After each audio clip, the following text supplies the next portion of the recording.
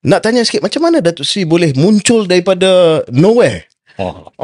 Sebab PAS ni di Kedah dipimpin oleh ulama.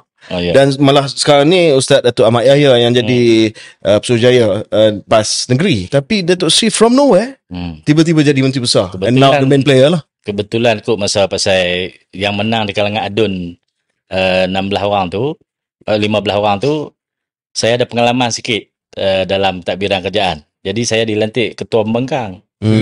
Jadi saya, kalau ramai orang tak tahu kot, saya pergi offer Mukhris.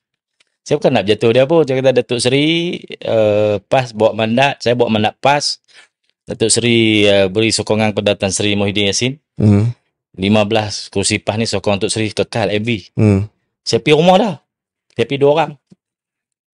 Dia pun tak ada jawapan. Biasalah Datuk Mukhris dia tak menjawab serta-merta.